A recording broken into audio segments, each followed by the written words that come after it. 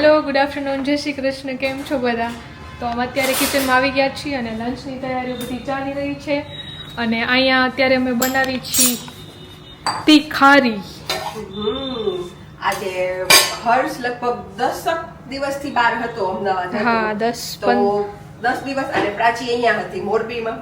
એટલે હર્ષને જમવાની મજા આવી નથી. રોજે રોજ બહારનું જમવાનું ચાલુ રાખ્યું. 12-13 દિવસ જેટલા થઈ ગયા હતા. પંજાબી ખાધું અને અંતે ઘરે આવીને કહે કે મમ્મી આજે પ્યોર કાઠિયાવાડી અને સિમ્પલ સાદું.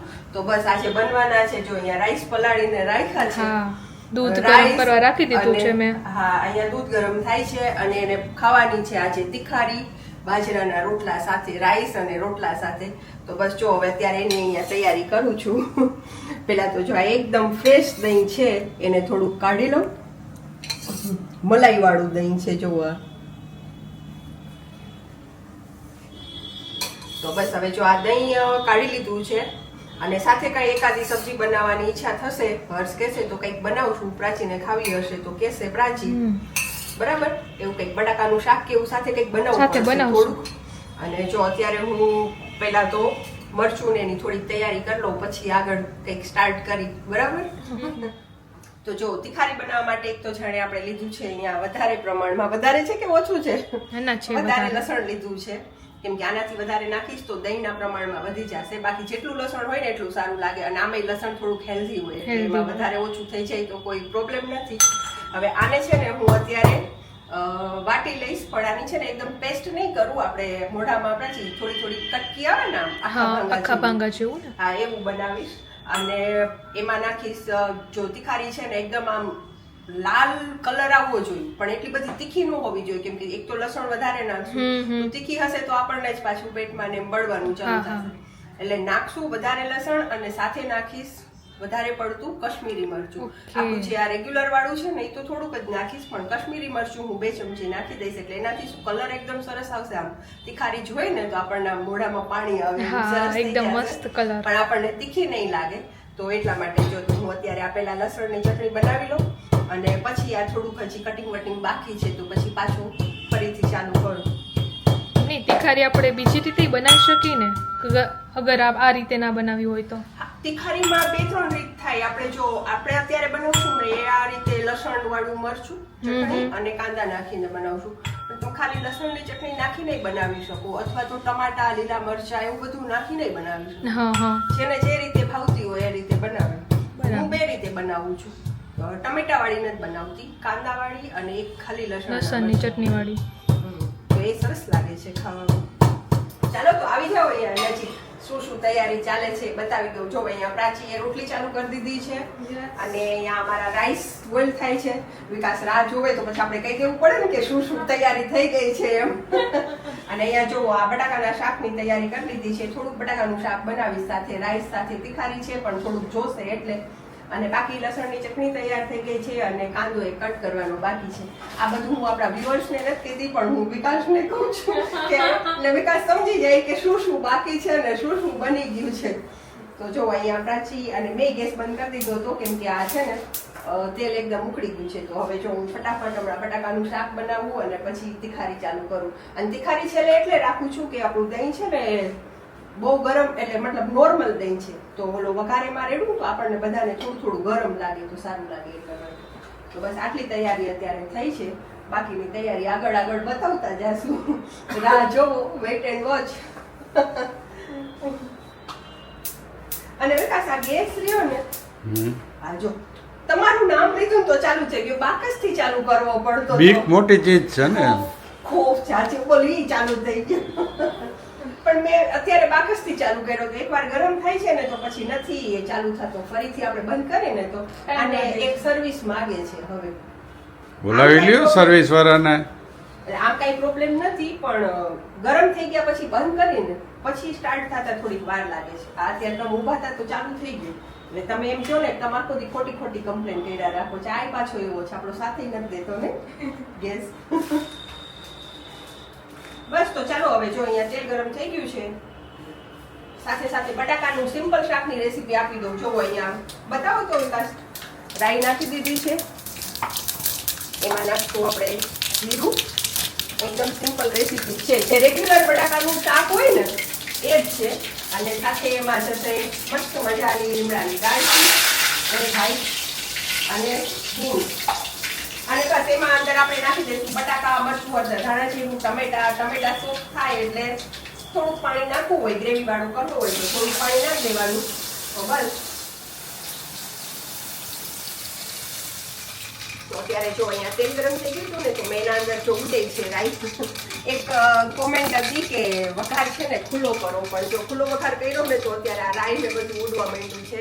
પણ આજે ખુલ્લો વઘાર કરવાની કોશિશ કરીશ. અને તીખારી માટે જો આપણે છે ને એકદમ અહીંયા કડક મરચું, જો લસણ દેખાય છે ને આખું ભાંગું એવું મરચું, લસણની ચટણી તૈયાર કરેલી છે અને એક કાંદો લીધો છે. અને બસ અત્યારે આની અંદર આપણે જે રાઈ નાખી છે, હવે હું એમાં નાખીશ જીરું, એમાં જશે હિંગ, એમાં જશે આપણું લીલો લીમડો અને સાથે છે કાંદા.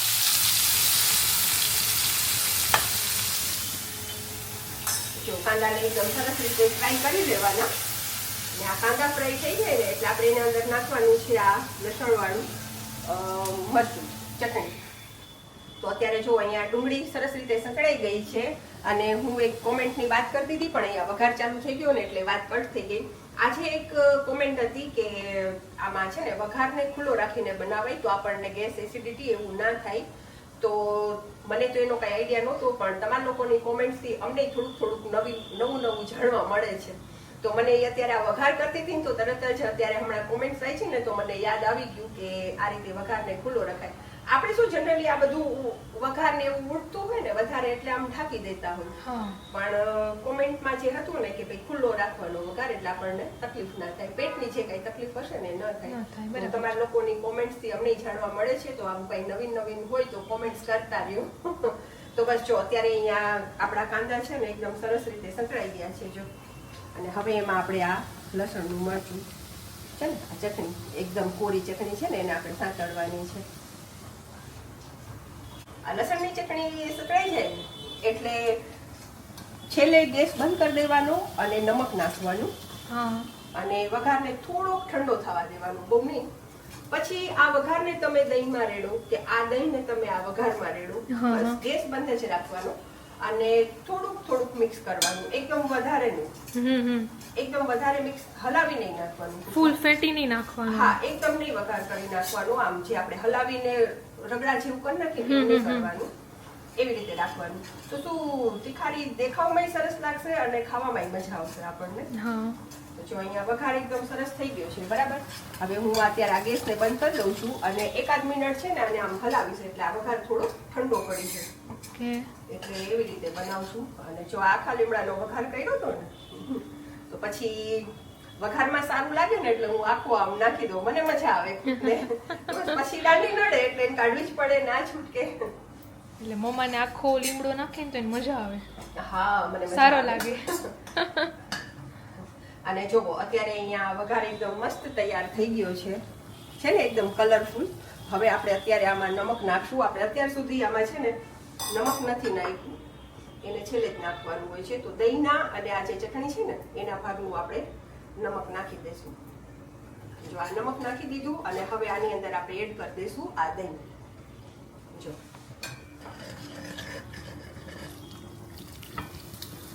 બરાબર.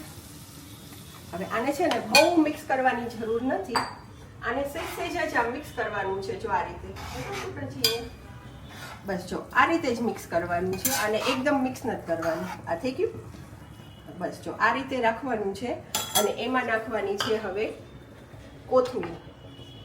ગાર્નિશિંગ કયો કે ટેસ્ટ કયો બે વસ્તુ થઈ જાય એટલા માટે જોયું. આ રીતે કોથમીર નાખવાની છે અને જો પાછું સહેજ આપણે નજીક રાખ. જો પાછું આ સહેજ આપણે છે ને આ રીતે હલાવી નાખવાનું છે. તો એકદમ કલર સરસ લાગશે અને ખાવાનો ટેસ્ટ પણ સારો આવશે. થઈ ગયું ને તૈયાર. તો બસ જો આ એકદમ મસ્ત આપણી તીખારી તૈયાર થઈ ગઈ છે. હવે મારે બનાવવાનો છે એક નાનો બાજરાનો રોટલો અને જો અહીંયા શું છે, અચ્છા રાઈસ પછી થઈ ગયા લાગે છે. હા, રાઈસ થઈ ગયા છે. રાઈસ ગેસ બંધ કરી દઉં અહીંયા રાઈસ તૈયાર થઈ ગયા છે અને સાથે અહીંયા બટાકાનું શાક ચેક કરી લઉં, એમાં કોથમીર નાખવાની બાકી છે. હજી બટાકાના શાકને થોડીક વાર છે અને પછી એ થઈ જશે. તો ચાલો હવે બટાકા માટે એક રોટલો બનાવી લઉં. ઓકે.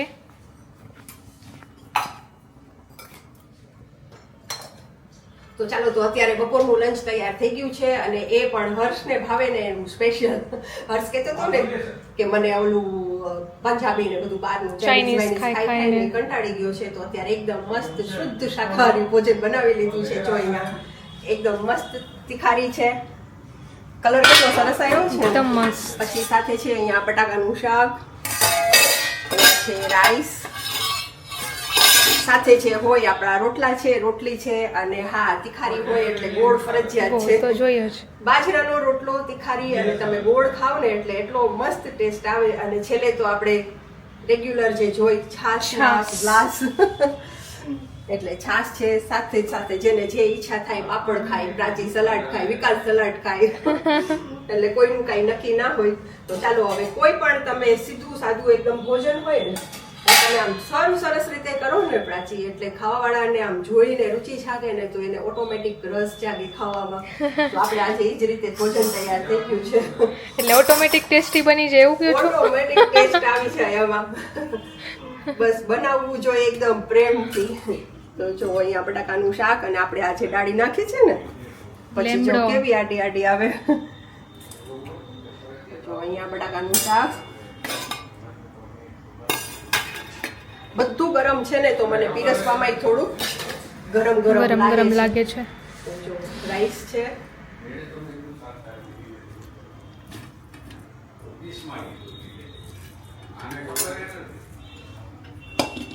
બરાબર. અને હવે સાથે છે અહીંયા આપણી સ્પેશિયલ તિખારી. જો તિખારીનો કલર જોયો ને, મસ્ત બન્યું છે ને. બહુ મસ્ત. કલરફુલ તિખારી હોય ને એટલે બહુ જ સરસ લાગે. જો અને આવી જ રીતે સર્વ કરવામાં આવે છે. જો છે ને એકદમ લસણની ચટણી અને દહીં અલગ અલગ. જો તો ચાલો આવી જાઓ બધાએ આપણી એકદમ શુદ્ધ દેશી કાઠિયાવાડી થાળી. આજે થાળી જેવું જ લાગે છે ને, એકદમ ફૂલ થાળી મસ્ત. છે આજે.